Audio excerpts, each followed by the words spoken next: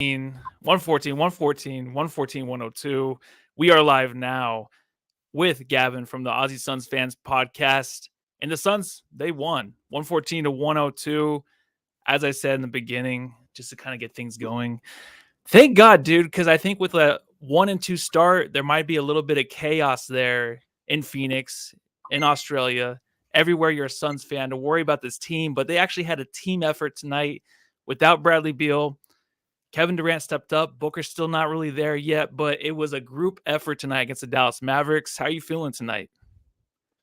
Just wrapped with that result. I listened to you guys yesterday, and you started talking about the whole 1-4 start, and then I listened to the schedule and I went, oh, actually, you know what? They might be onto something. It could be a really ugly start to the season. Yeah, just off the back of what the Lakers game did yesterday, but. Yeah, just to start, so you do kind of sound like a transformer. I know you're having some audio issues over there. So we're gonna start this thing, and I'll give you a chance, during the intro if you want to go ahead and kind of reboot or something. But do you have anything to pop open? I know you might sound transformer-ish a little bit. Yeah, we're getting some chat. I'm sorry. Yeah, isn't it the worst to be on a podcast and like the camera doesn't work, the audio's bad, you can't hear what's going on. It's the worst. So Jamsters out there, we will get it figured out. But popping something open. I want to get this thing started because there's a lot to talk about.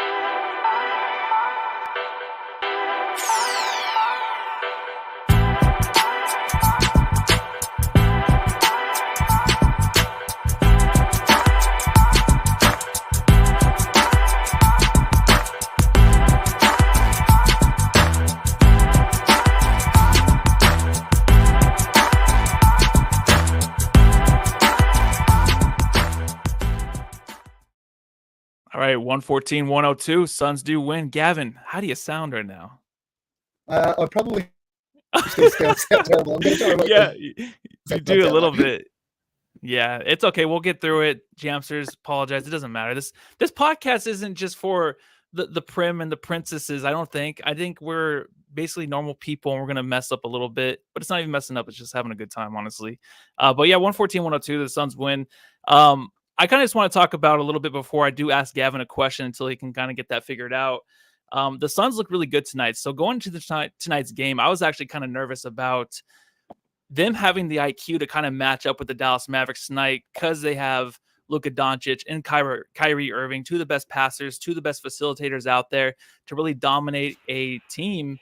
And I think that the fact that the Suns held their own through the whole game, they gave up a lead again, but they gave it up, but they fought right back and they held on to it the second time. I think that's a big thing because last game, the Suns had a 22-point lead, gave it up, and all of a sudden they couldn't fight back against the Los Angeles Lakers to take that lead back. So tonight they showed a little bit. So I'm going to go ahead and play the drop and see if I can ask Gavin a question and see if we can hear what he's saying.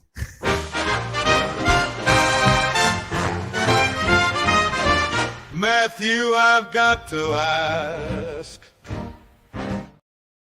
All right, so I'm just going to ask straight up. There were so many players that stood up tonight, and they actually they kind of made up for Bradley Beal being gone. He was injured tonight. He had the shoulder thing, so he did not play. Ryan Dunn did fill in for him. Is there one player tonight that just stood out? We can start with them because I feel like there was a lot of them. And there's a delay now with my voice. This is awesome, dude. I love this. You know what's gonna happen is John's at a Halloween party right now, and I know he's just gonna like pop in right now because he's watching. He's just like, "What the fuck is going on?" But no, actually, I don't care. But yeah, so I think out of all the guys tonight, is there one guy you think that stood out the most? And we can start with them.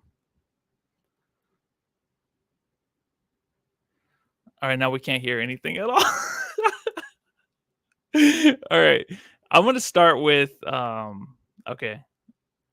All right, perfect. He's gonna come back. I'm gonna go ahead and start with Monte. Oh, hey, Monte, I really ain't got your money, don't you worry. I said, hey. Yeah, so Monte Morris tonight, he was actually phenomenal. I thought it wasn't too much. So I'm going to start with him because I kind of want to get to the other guys that really had the more dominant stat sheet.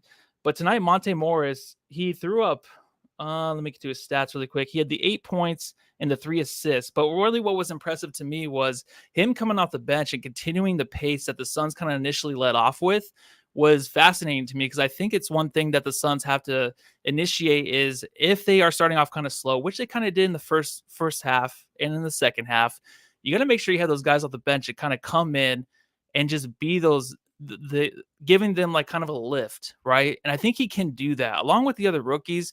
He's a perfect guy that can come in, not turn the ball over at all. Tonight he did not. And let me just double check. Oh, he had the 1 turnover. Man, motherfucker. He had the 1 turnover, but how dare him? I think it's his first of the season. I just think that he is coming in. He's picking up the pace with the Suns team, moving the ball around. And the Suns in total, they had just the 26 assists. And it just seemed like there was more out there, but I think a lot of them were like hockey assists, obviously putting guys in great position just to actually have like Kevin Durant and Nurk get down there, battle, get to the rim, put them in good positions to score. Then the ISO looked good. You know, the one thing that we didn't really kind of want is Kevin Durant playing ISO up top by himself. But also, if you're going to have a guy in Monte Morris and Tyus Jones who can put those guys in good position, you saw that a lot tonight. And I just love the fact that, yes, I want to bring this up really quick. Jason Draper, Don Draper, Jason Draper. Monte's defense looked awesome. So that is exactly where I was going to go next. There's one guy, Devin Booker, we're going to talk about in a little bit who has been playing good defense. But Monte, I think he's been looking pretty good defensively. So not only do you get a guy coming off the bench who backs up a great point guard in Tyus Jones, who can come in, keep the pace going, but also play good defense. It's kind of amazing to have.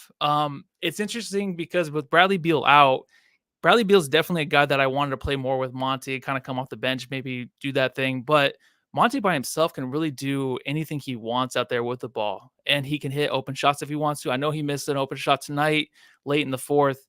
Or no, that was Tyus Jones. I know he missed a couple open shots, but he was definitely a guy that really can just turn on the jets if he wants to, keep this team going, and put guys in the right position. I know that we do have a guest tonight, Gavin.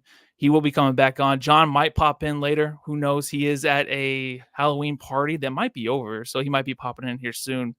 But let me get to the Big Daddy. So I wanted to start out small, but I think just because Nurk, everyone's been harping on him so much, everyone's been giving him such a shit show, and it's including me. I've definitely been that guy. I've definitely been a guy that's not been having the best time with him on this team currently after only 2 games.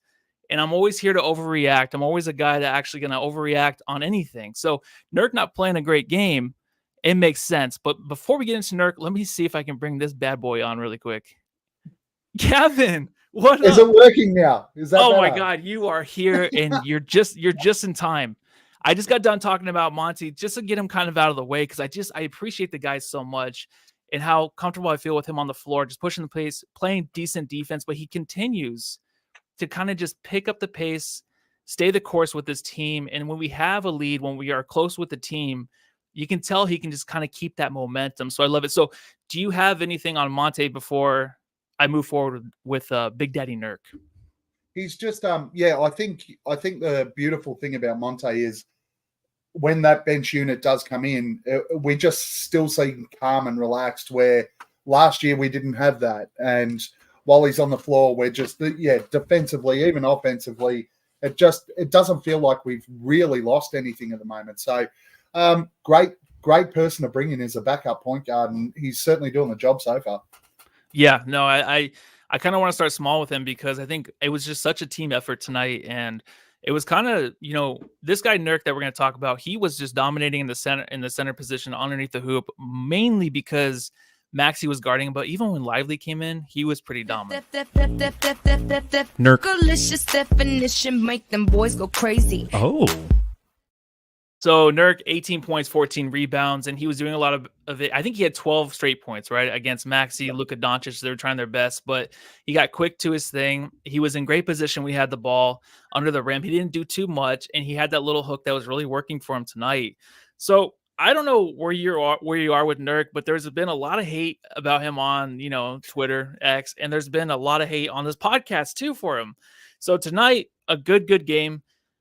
Is it just the matchup, or were they just using him right? Because I honestly think that these point guards are really finding him in a good position, just like Kevin Durant. Like, they're putting him in good position to score, but he also has to make a few moves. And tonight he didn't do too much. He just kind of got the ball up there on the rim and it was going in. Don't you think? Yeah, absolutely. And I think the big thing with Nurk, and John said it on your pod yesterday, the biggest thing about his game yesterday against the Lakers was he played like a bonehead. It was simple as that. He was trying to force passes. He was trying to play fast. And look, for me, I made an observation on Twitter today that I think Nurk against the Lakers and in the first quarter tonight, he was trying to play at the pace that the remainder of the team does. But what he has to be able to do, and what the challenge for Bud, is he has to make sure that Nurk's well aware that when the ball does end up in his hands, he can slow the game down to his pace. Because that's when he passes the ball best. It's when he can go to work on the bang and crash. And we saw that today after quarter time. He was phenomenal. He was great. The rebounding, like you said, those little hook shots up at the basket. He finished around the rim well. His hands were pretty solid. He only dropped it a couple of times. But Nurk just has to understand that while the remainder of the team is playing that fast-paced game, when he gets the ball in his hands, he has to be able to slow it down to his pace. Yeah, I think so too. And Daniel Ortiz says, still had 5 turnovers though. He did, and some of them were boneheaded. So there was one I just kind of want to mention where he had later in the game, and I think it was just a pass to Book. He read Book going one way, but Book went the other way. And honestly, like, I don't know whose fault it was, but Book just kind of ignored him and walked away. So I think Nurk in his head right now, it's kind of just like, I just can't make mistakes, right? I'm trying to please a lot. He doesn't have any hate on Twitter because he blocks people. He wants to just get rid of that noise, but also, like, I just think that he wants to be perfect because he knows how limited he is. And he doesn't want to be that guy that's like, oh, if we can just upgrade this one position, then we might be the team to beat. Because obviously that's how we're looking at it right now. So it's going to be a game-to-game thing. I just think when it's going to be bad, it's going to be pretty bad. And we're going to automatically think like, hey, trade him. We got to upgrade. But what are you going to get? Nothing. You know what I mean? I think you have to kind of roll with it. And then also just other guys are stepping up, so it helps. The rookies were pretty awesome. Well, when I mean rookies, I think Ryan Dunn was like spectacular. Dun, dun, dun, dun, dun, dun, dun, dun. Dun, dun, dun, dun, dun, dun, dun, dun, dun, dun, dun, dun, dun, dun, dun, dun, dun,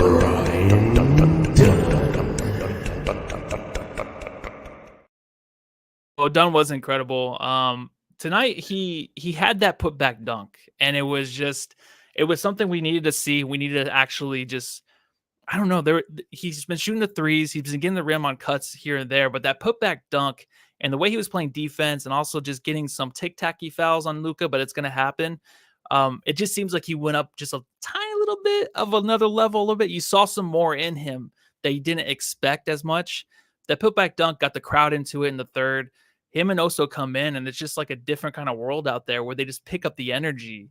But like your impression from Dunn tonight, it keeps getting better and better, don't you think? Yeah, I think he embraced the challenge of being a starter. I think he really took that challenge and lived with it. And not only that, his output was sensational when he did it. I know Luka ended up with 40 plus tonight, but Ryan Dunn was in his pocket the whole night, and none of it was easy for him. And realistically, it was only the foul trouble that meant. I mean, I think EJ said it on the broadcast was Luka almost looked relieved when he picked up his 5th foul there early in the last quarter, that he wasn't going to be out there anymore. And look, the biggest concern was his shooting. He's come in, he's shot the ball well, which means that he is going to be able to stay on the floor. And I think that's exciting. We should be excited, Suns fans, about these two young guys, because I think you said it best right there, Matthew. When they come onto the floor, we see a lift in energy, and that's something that we lacked really, really badly last year.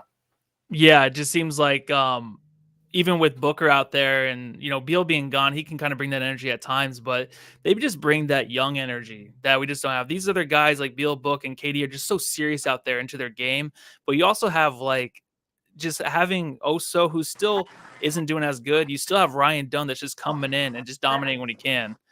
And here we are a year later. John is at the Halloween party. How you doing, dude? No technical difficulties tonight. Don't worry about it. That's Yeah, good. It's been perfect, John. Perfect. Smooth sailing. Are you being facetious? Don't watch the first 2 minutes. Oh, No, it was good. I love it. That's the only 2 minutes I watch. Oh, So okay. obviously I'm a taco, Yeah. I can see that you're a taco. and we won the costume contest. Just so in case anyone's wants to know what the fuck happened tonight. Give me like a quick obviously I didn't watch the game. We won. Everyone was wanted to fucking trade Nurk, and it looks like he played well. Yeah. What happened? So we just got done talking about Nurk. Nurk was put in good position. He had his little hooks going. He was dominating Maxey. Even when Lively came in, he dominated him a few times. There just wasn't any stopping him. I just think that he was really cautious with the ball, even though he had the 5 turnovers, but he just made sure that his stuff was easy going tonight. He wasn't doing too much. He would just make a quick move here or there and throw up the hook. Looked pretty good. It was definitely a game that he needed, man. He watched you on the pod last night, John. That's what he did. I don't remember what I said. I think I called him a bonehead, right? You did. You called him a bonehead, but he slowed the game down when he got the ball in his hands. Good. That's what we needed. So what was Dallas's deficiency? Did the Suns win this game or did the Mavs lose it? Oh no, the Suns won. Yeah. Yeah. We completely outplayed them all night. Fantastic. Yeah, it was. Yeah, they had the lead in the first half, gave it up kind of, but they didn't give it up totally. And then they just took the lead back, held it. And it's exactly what we wanted last game. So it's like they learned from it, but it was kind of like Beal was out, but other guys can step up. Monte and Tyus had the ball. They were handling it in the late quarters. So you knew with them, it was very comfortable, very easy for them to kind of do that. And that's what we need, man. We just need ball control. They only had the 3 turnovers in the first half. I think they had 4 in the second half or 3. Well, regardless, it sounds like it was a good game. I got to go home and watch it later tonight. Appreciate you guys not fucking up the technical aspects. Well worth the watch, my friend. Well worth Fantastic. All right, I'm going to take off and go Dodgers, baby. Yeah, whatever. Just suck it. Yeah, it's just so stupid, dude. Like, I get so mad. Like, the bases are loaded tonight for the Yankees and 1 out. And, of course, they don't hit a grand slam to end the game. Well, it wouldn't be ended. It would just take the lead. But stupid Dodgers, 2 up. Whatever. Okay, he just ruined my mood. Yeah, I know. You were upset last night, and he's clearly ruined your mood again. Yeah, he played that home run to exit the pod, and I just exited out myself. So I was done with that. But so I want to get into not negative news, but just a little follow-up on this. And she said, you're not the only one, but you're the best, Bradley. Bo, bo. All right, Bradley Beal was 0 for 0 tonight with 0 minutes. So back-to-back, he just sit out, shoulder. I don't think it's anything serious, but the thing is like just watching him on the bench, it does suck because you just want to see him consistently play. And he was healthy when he started, then he got hurt, and now he's obviously going to take some time off. He might play next game. No one really knows. I think it's a game-to-game situation. But for Bradley Beal, it just doesn't look good, obviously, because of his past. I always, even last year, I was a big fan of like, hey, he's just never playing. So why can't we just have him come off the bench, get that first unit who looked good tonight with Ryan Dunn? Just get them working together. Let that be the first unit because those guys play every game. So Beal could just come in eventually and play off the bench. So I'm a big fan of that. It's not going to happen, but I just hate the fact that, I feel like we're going to cruise a little bit, maybe play well in the next few games if he doesn't play. And then if he does come back, I don't know if it's going to mess things up, but then you got to get kind of back and situated and stuff like that. So I don't know, man. Are you worried about the whole Beal situation? Jamsters, let us know in the chat too, like how you're feeling about it. No, I think I think that Beal was rested on the second night of a back-to-back. I think we'll see him back in the next game. Okay. So I'm not. So I'm you're not totally, overly you're just like, that. I'm totally cool with it. Okay. Yeah, I'm cool with it. Right. I don't think it was anything major. So yeah, I can see Beal back for the next game in a few days' time against the Lakers, and yeah, no big concerns from my side that I think I can see. It'll be good to have Grayson back too. Yeah, no, it definitely will. Personal reasons. Is he having a kid? Sorry, I totally missed out on that part. Yeah, he is. Right? Okay, yeah, Yeah. that's my bad on that one. So the whole Grayson Allen situation wasn't as worried as I was with Bradley Beal. But so with Bradley gone, the team still looks great. I think they have great control over this team without him, with or without him. It's nothing that's too big. Like if we were to miss a Kevin Durant, it's huge. Obviously, Bradley Beal has been putting up the stats in the first 2 games, so to have him back is going to be stellar. So the next person I want to talk about too is he's been missing. He's been playing, but he's kind of been MIA. Allow me to reintroduce myself. My name is Big Dick Booker.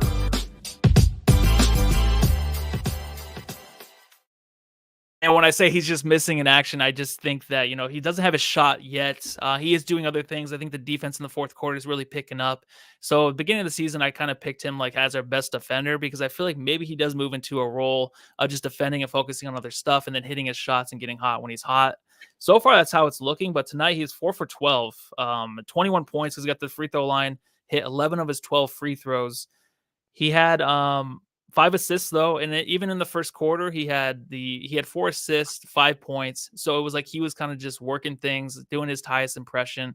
So I don't even know what Book is, what his game is anymore, what to expect. But it's a brand new coach, a brand new system. So I think it's just like as long as we can get wins when he is just doing the extra stuff and just becoming another good defender that we can count on.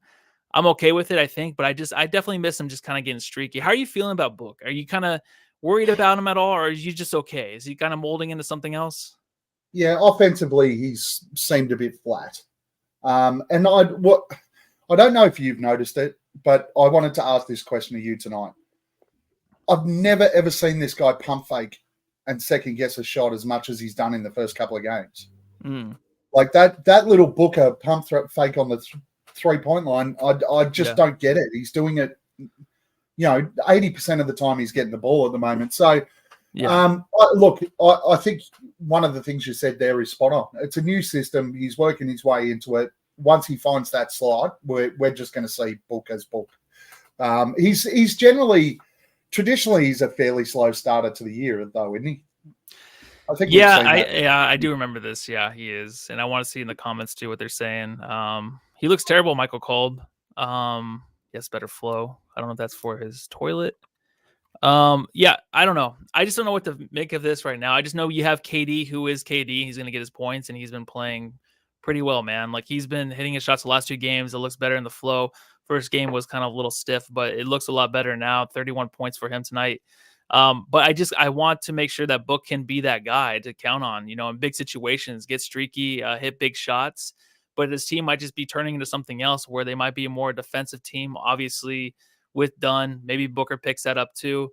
But just down low, obviously, when you're playing a team like the Mavericks who don't really excel in the paint as much, I guess, like against Nurkic, then you're going to have the advantage there on the perimeter too. Because Klay Thompson's back. But tonight, like he's in blue. His favorite color is blue. We mentioned that last podcast. He had 19 points tonight. 7 to 16. Since we're talking about Booker, I want to talk about Klay because the beginning of the podcast, the beginning of the game, Klay Thompson was taking things personal with Book. I just, 2 years ago, he was going up against him. That was like the whole thing where he got ejected. And after that, he was just never the same. Even before that, he wasn't really the same. But right now, he's in blue. He's looking pretty good, man. He was 5 for 12 on 3-point attempts. But it's still scary to have that, like in the fourth quarter, where you have Luka, you have Kyrie to make big shots, but then Klay too. You just never know. Do you think Klay has a chance this year, man, to kind of even be who he was, or half that, or 3/4 of that? No. I love your answers tonight. Just like, not worried. Nope, I'm fine. Why are you asking some questions? It's like the Lakers, right? The Lakers are flying right now because it's early in the season. The body soreness hasn't kicked in yet, all that sort of stuff. I fully expect that we'll see the Lakers flatten out. We're going to see that with Klay as well. Great start for him, wrapped for him. Good to see that he's gotten back off those injuries. He's had a couple of good games to start with the Mavs, but we are just about to see a 0 for 9. Yeah, and just really quick too with Greg Hughes, Book is used to carrying the team, and now he doesn't have to do that. So, yeah, I understand that. So I don't know. I don't even know what I think right now it's just about winning and how everyone's kind of looking as a unit, because that's what it's going to take really against any of these teams in the West. If you can count on other guys, And someone walked in the room. Oh, what's going on? We're a live podcast. It doesn't matter, dude. No one's watching, so John's not here, so no one cares. Let me see. Let me look at this dude really quick. So I think Tyus Jones is obviously he's been great. Let me play his drop real quick. Sha la la la la la la.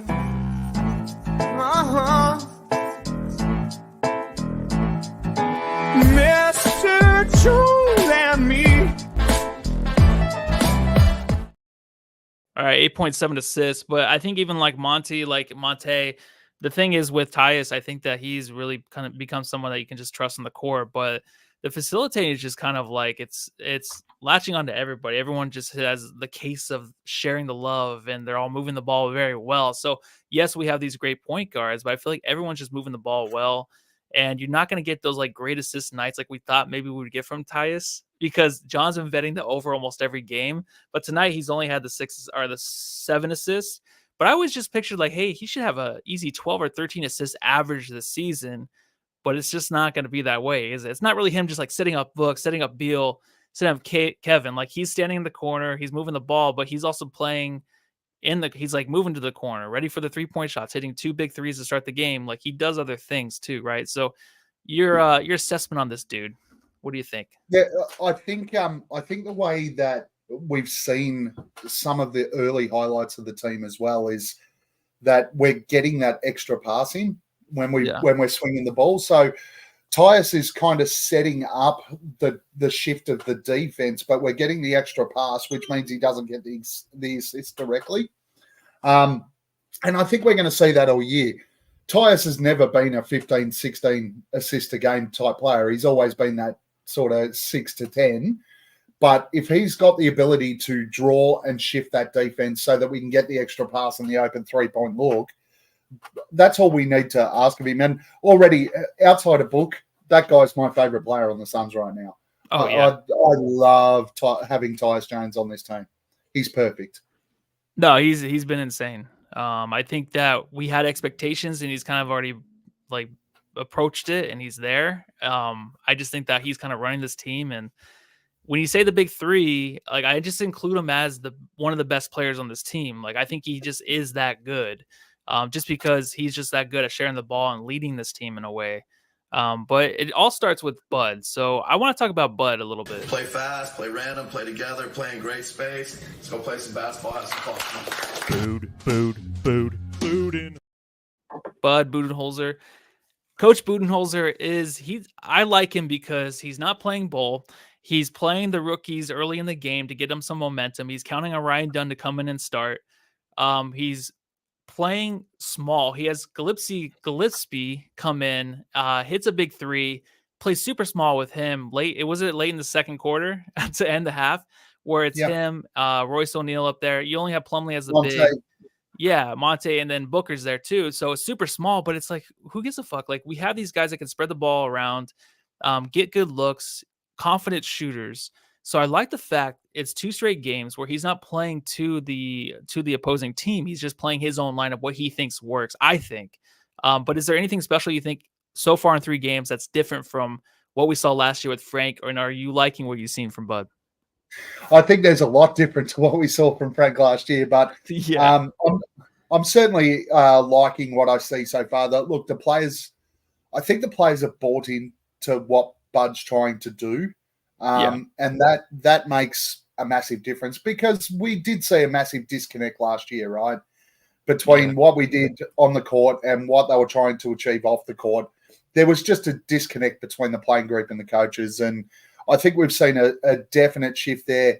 How many times do we see the players going over and talking to Bud and having a conversation? And these are things we didn't see last year. They just completely ignored the bench at half the time, and we ended up playing ISO. I love that, because, I didn't notice that. Like, they have these real interactions on the court where it's like sometimes it's laughing, goofing, like what the fuck was that? But they go over there, they talk to them, and it seems like real people talking. I love that you pointed that out, because I saw it in the first game. The first game, I totally noticed it. Even preseason, man. Like, I fucking loved it. So I don't know. Let me hold on. I got distracted there for a second. Wow. I just got thrown off. Sorry, I got a text. And I was like, wait, hold on, what? So, all right. So, anyways, that's what happens. This podcast is just full of like exciting little different narratives you just never would Little expect. side pieces. Yeah. It's great. I think that honestly, I don't know if I have too much more in my notes. Was there anything that you want to talk about? Because I think I might just like do, what we do with the Jam Star, the subreddit stakeout. There's a few comments in there, but is there anything from the game that you want to go through before we head out of here in about 20 minutes? No, the main one for me is Luke as a hoe. Okay. It's always good beating the Mavericks. We've got that little rivalry that's built up now. And like we spoke about when John was on, it felt comfortable the whole time, right? Between 6 and 12 points, we just kept that cruising.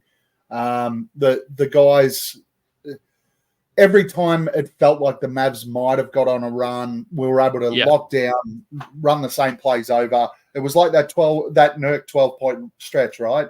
It was like the entire team went, well, they can't stop Nurk for this small period of time. We're just going to keep giving him the ball. Then it was, okay, we're going to start swinging the ball because KD's hitting those spot-up little jumpers and three-pointers. We'll swing and make sure that he's involved. I think they played the tempo of the game really, really well today, where they failed on that against the Lakers last night. Yeah, and I think that the fact that this team is like, they're kind of heading in a different direction this year too. I really think that they were falling into like a whole last game with that loss. And I just kind of feel like they kind of picked themselves back up in a way that we didn't expect. Like we just automatically just thought like, oh my God, here we go again. Post-game press conferences. What are we going to hear? Some bullshit. Everything's fine. Like that's what it was almost going to be. But you saw a different team, a different unit tonight, man. And there was a different me too hanging out on subreddit. So I don't know if you saw last subreddit, but I was Luke Perry from 90210. Total garbage. No respect from the Jamsters out there to even tell me. I saw that today, this morning, while I was doing my lawns. I'm very disappointed in the Jamsters. Yeah. There should have been more respect for that character. I think you did well. Don't throw it away. Don't throw it away easily. You don't no, because I think you should maintain and hold. No, definitely. Hold on one second. I got another text. Okay, we're good. Like that's how we're gonna roll this podcast. Like I don't even care. Like we're not even. Yeah, we're gonna have some back technical issues, and I'm just gonna text people in the middle of the pod. Like I really don't care. I like it. Yeah, I like it too. Like I just do what I want. So I'm gonna go ahead and hit this button, and I'll read some stakeout questions. They're not questions; they're comments. The Suns Jam Session subreddit stakeout.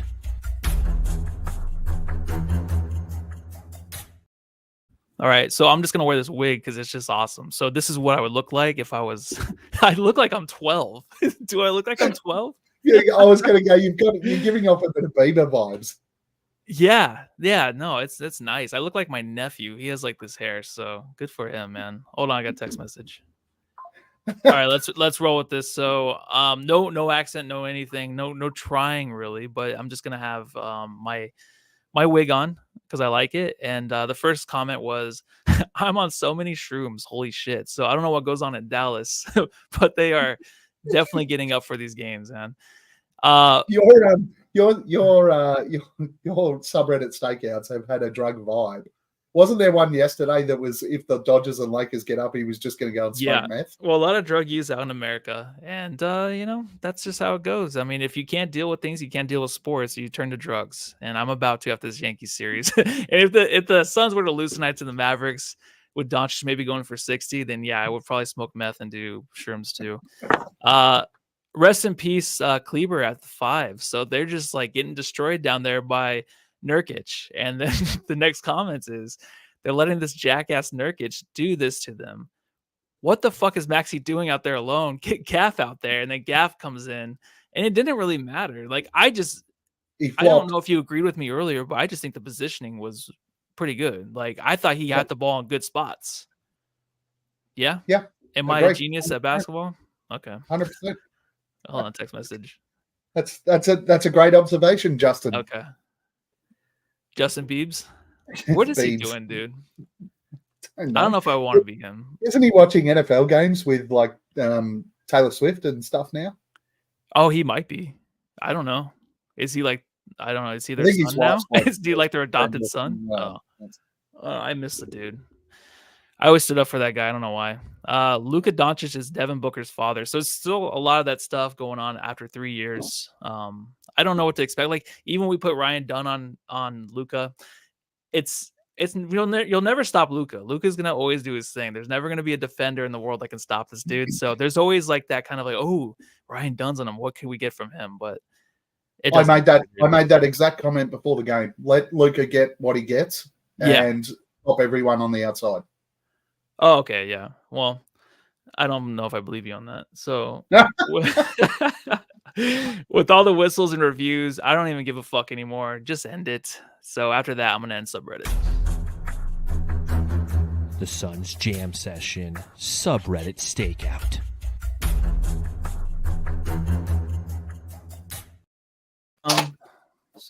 I don't need to respond to that. So, all right, here we are back live, Suns Jam Session Podcast. Please like, subscribe, rate, and review. Thank you, everybody, for watching tonight. It is Saturday night. It's Halloween. So I'm pretty sure, well, not Halloween yet, but I'm pretty sure everyone's out dressed up, having a good time, doing the hanky-panky, all the good stuff with their friends Halloween and family. was like the 31st, right? It is, but like it's the weekend before, so I think a lot of people go out and party and hang out. A lot of family, friends. So nice night to do it. Yeah. So, I agree not to watch the pod and just go hang out with everybody else. So on that note, let's give out some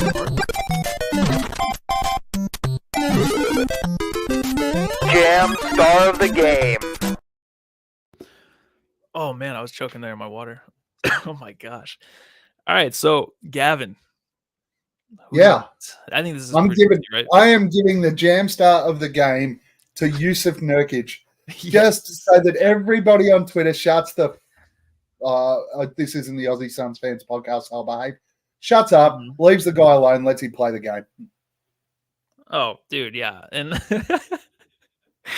I love the fact that this guy can go from being the most hated guy in Phoenix to like just putting up these memes and just having these moments. You're like, oh, I love that guy like so much. He's a perfect guy to go to the Texas game with Kevin Durant and the team. Like he's always wanted to fit in. So I hope it works out for this team. I'm gonna give it to the same guy, but I think KD was fantastic. I'll go through the Jamsters, see what's going on. Saul Soto says KD for me. Kiki G says Kikoji, excuse me. Sorry, Kiki. Just you, Saul. I like Ick. I don't know what they're talking about there. Brian Herrera, Nurk. Salcido, these names I just have the hardest time. So Beal doesn't play and we look like a team. I know that's going to be a thing, but it's not really a thing. They'll figure it out. Sir Hamos, spot on. So no one's really giving their actual takes. So I'm going to skip that. And I think we have the Los Angeles Lakers. No, we do. I was going to say something else, but we do have the Los Angeles Lakers coming up here at home Monday night. It's going to be a revenge game for the Suns, a Suns team that really handled them in the first half last game. As I'm trying to get through this without burping. And honestly, they had them in the first half and second half let go. So you think it's a team that we can beat, kind of like the Mavericks game tonight, where, you know, they kind of take control and then you just don't really have the stupid turnovers like they had last game, and this might be a win. Do you think it's a victory for the Suns? Oh, look, the Suns can beat the Lakers. Yeah. I don't doubt it. And Nurk's got a job on his hands, right? He doesn't match up well with AD. We have to be able to nullify AD's impact on the game, but we can certainly beat the Lakers. I think we proved that in the first quarter. It's just don't revert to ISO ball. Don't turn the ball over. And like tonight, identify those areas where we've got an advantage against the opposition that's actually on the floor and go to that and utilize it, which is what I thought we did against the Mavs tonight. Yeah, no, and it was a perfect recipe for success. It's like you just kind of build this confidence in the team and also just trust this coach right now.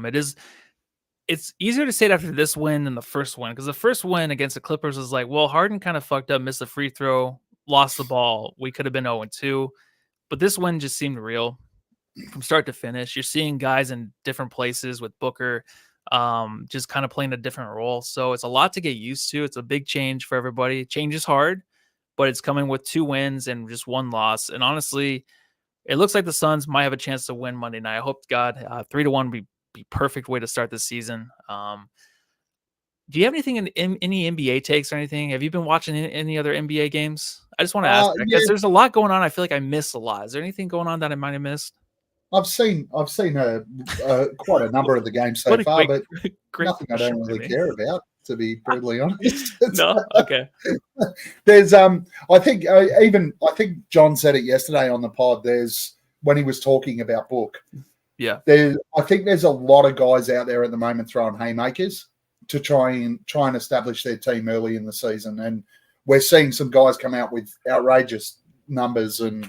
I know the Lakers did well again tonight, but there's some guys out there with outrageous numbers at the moment. But it is the first 3 to 4 games of the season, so all that will settle down sort of over the next week or so, and I think it'll become normal again. At the moment, it's a little bit it's a little bit weird at the moment. We see some weird stuff happening, but that'll settle down over the next week or so. And pretty soon it'll be All-Star week, and we'll be like, oh, where did the season go? So and then it'll be March, and I'll be back with you guys having a beer in Phoenix watching the Suns. In March? Yeah, I'm coming in March. Okay. Yeah. I'll be there. I scratch my beard when I usually lie. I'm just joking. No, and then I'll be back again in June to watch us win the title. Oh, that's perfect planning, dude. I like how you plan that every year. We just got to finally do it. We got to win, right? So I need. Fucking win it, dude. Well, I hope that happens. I hope we can hang out. I hope I don't chicken out again like last time and get to hang out with you guys. Anything else before we go, man? I mean, no, I'm good. Thank you. Only one thing. The Aussie Suns fans are going live after this, so jump onto our page at Aussie Suns Fans on YouTube. Jump on and check out our wrap up of the week. We go live every Saturday night AZ time, Sunday our time here. Yeah. Jump. Anyone who's in this chat, jump on. You can find us at Aussie Suns Fans on YouTube, and make sure you engage in our chat as well, and we can talk some more crap. Yeah, and it's an awesome podcast. It's a lot of fun. They just, they go all out and they really just are themselves, and we all love them for it. Make sure you do go there right now and follow. If you're watching this right now, go there, like them, all that. Follow them on Twitter too. Really good tweets. Some of my favorite tweets always come from that podcast. So everyone else, I love you guys. Thanks for watching. Go Suns, and everyone go home and love your family.